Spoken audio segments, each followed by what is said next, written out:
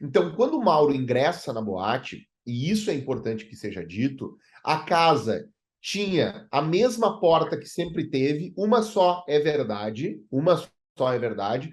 Isso não é um problema, Bruno? Bom, depois de uma tragédia, é evidente que nós podemos dizer que o ideal seria que aquela casa tivesse 10 saídas. Isso seria o ideal.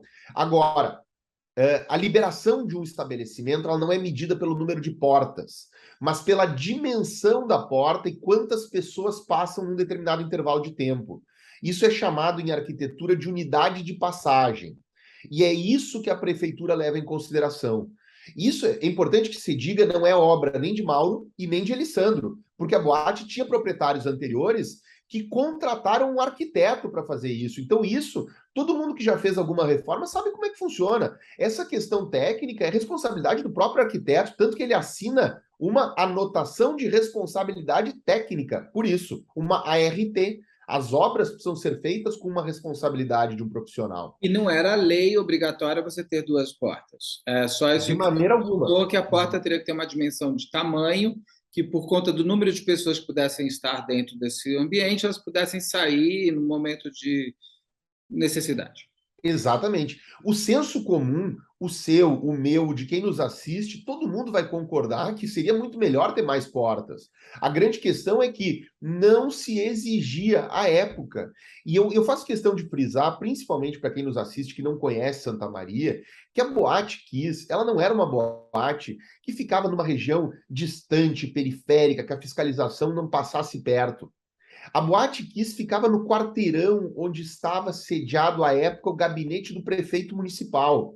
Ficava a 1,5 quadras da sede administrativa da prefeitura. Então todo mundo sabia o que acontecia lá.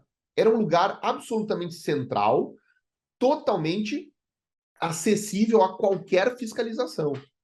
Então, acontece isso e aí a boate começa a funcionar regularmente. Então, quando o Mauro ingressa, o Ministério Público do Rio Grande do Sul já havia ingressado na boate antes do Mauro para fazer fiscalização. A Prefeitura Municipal já havia ingressado dentro da boate.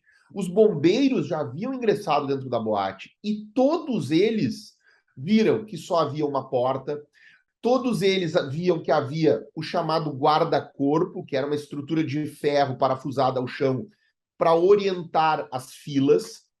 Todos eles viam tudo isso que foi apontado como responsabilidade. Todos eles, o senhor diz, o próprio Ministério Público, o promotor esteve no local para aprovar isso? Beto, o promotor só não esteve no local porque ele mandou um servidor do Ministério Público, mas Que são os olhos dele, são os olhos dele.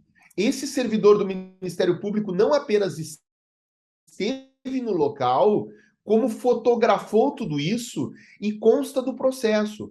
Por uma curiosidade, que são aquelas ironias do destino, a foto que identifica a única porta e o guarda-corpo, ela foi impressa em cores exatamente sobre o timbre do Ministério Público. Então, quando essa foto é projetada, no fundo aparece o timbre do Ministério Público do Estado do Rio Grande do Sul.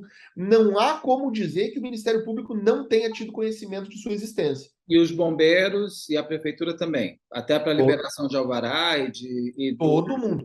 e da Todas as vezes que esses alvarás foram renovados, alvarás de localização, alvarás de serviço, alvarás de prevenção de incêndio, alvarás sanitários, a fiscalização esteve dentro da casa e nunca colocou qualquer óbice.